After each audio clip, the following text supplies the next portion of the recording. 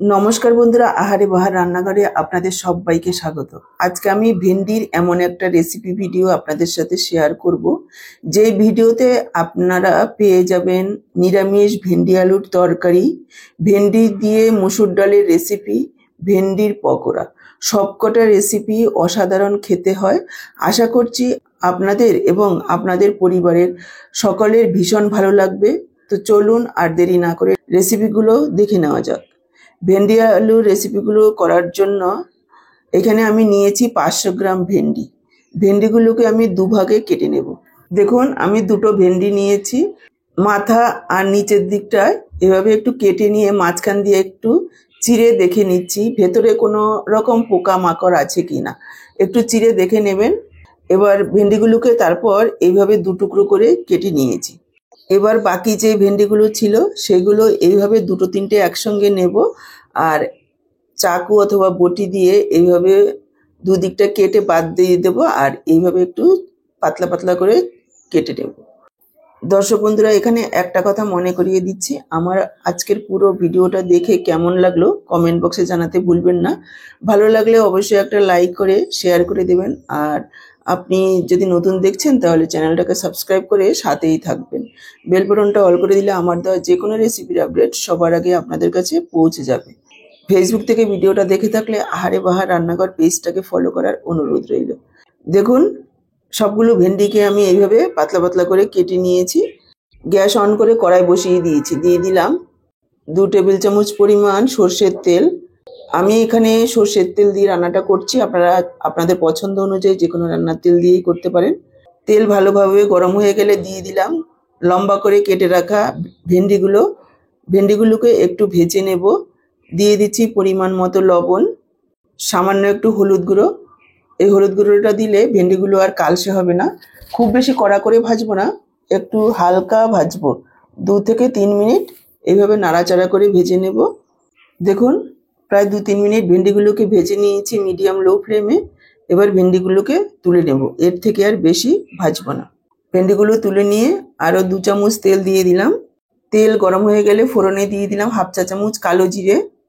এবার দিয়ে দিচ্ছি একটা টমেটো, একটা মিডিয়াম সাইজের টমেটো আমি এইভাবে পাতলা পাতলা করে কেটে নিয়েছি। টমেটোটাকে 1 মিনিট একটু এইভাবে নাড়াচাড়া করে ভেজে নেব। টমেটোটাকে 1 মিনিট ভেজে নেওয়ার পর এখানে যোগ করে দিলাম অল্প পরিমাণে একটু জল, কেননা এখানে আমি গুঁড়ো মশলা যোগ করব, তা না হলে মশলাটা পুড়ে যেতে পারে।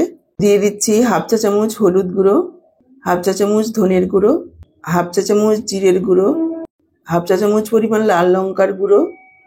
কালারটাকে সুন্দর করার জন্য 1/2 চা চামচ দিয়ে দিচ্ছি কাশ্মীরি লাল লঙ্কার গুঁড়ো। এটা সম্পূর্ণ অপশনাল, আপনারা চাইলে নাও দিতে পারেন। পরিমাণ মতো লবণ দিয়ে দিচ্ছি। এবার পুরো মশলাটাকে 2 মিনিট সময় নিয়ে লো ফ্লেমে কষিয়ে নেব।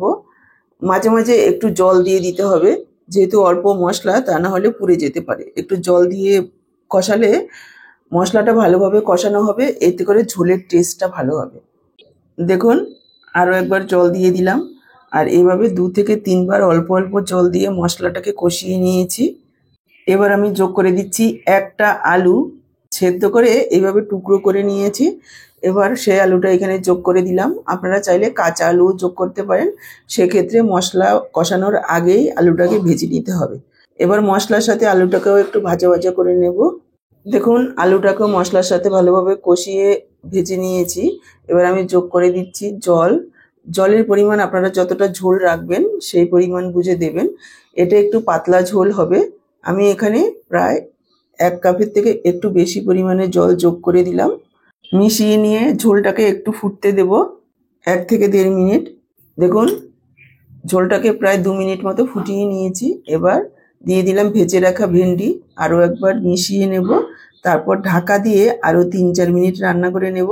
যেহেতু আমরা ভেন্ডিগুলো ভালো করে ভাজিনি, ভেন্ডিগুলো সেদ্ধ হতে একটু সময় লাগবে।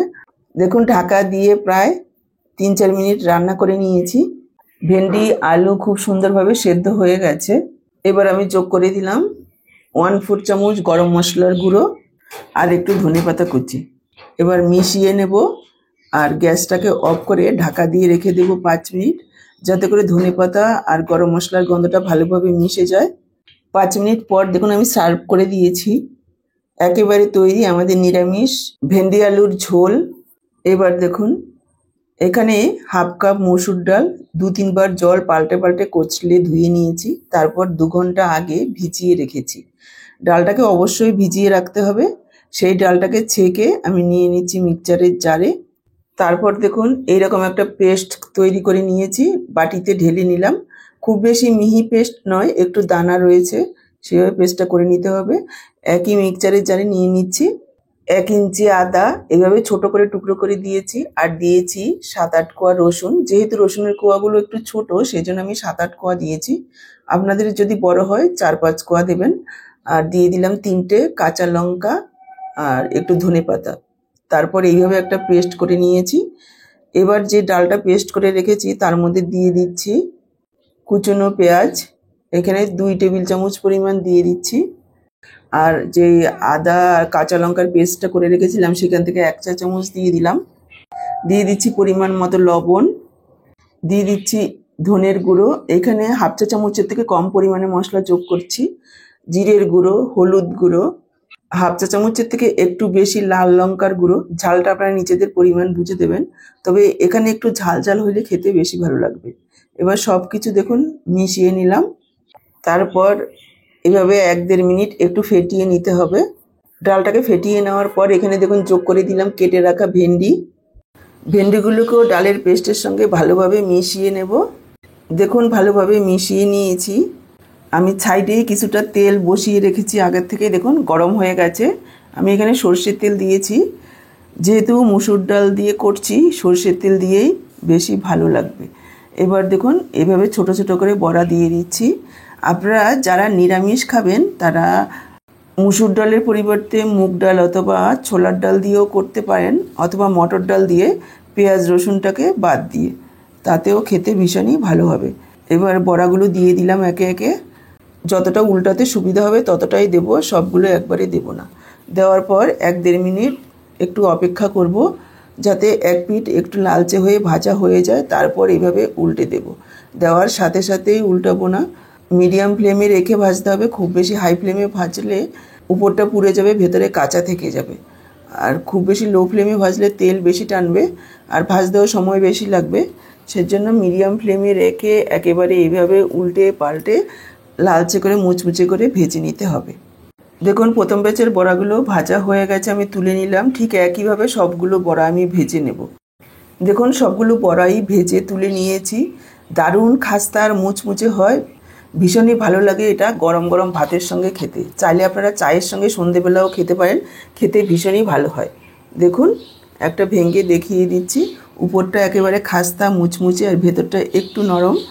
এবার বাকি যে তেলটা রয়েছে তার মধ্যে দিয়ে দিলাম হাফ চা চামচ গোটা জিরে আর একটা তেজপাতা টুকরো করে দিয়েছি। কয়েক সেকেন্ডের জন্য একটু ভেজে নেব। তারপর এখানে যোগ করে দিচ্ছি কুচনো পেঁয়াজ। এখানে একটা বড় সাইজের পেঁয়াজ আছে, কুচিয়ে দিয়েছি।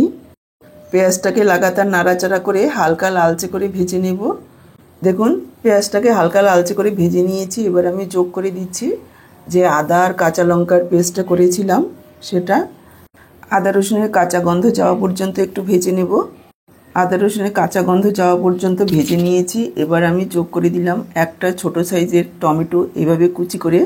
টমেটোটাকেও আরও 1 মিনিট মতো একটু ভেজে নেব। টমেটোটাকে 1 মিনিট ভেজে নিয়েছি। এবার আমি যোগ করে দিলাম জল অল্প পরিমাণে, কেননা গুঁড়ো মশলা যোগ করব।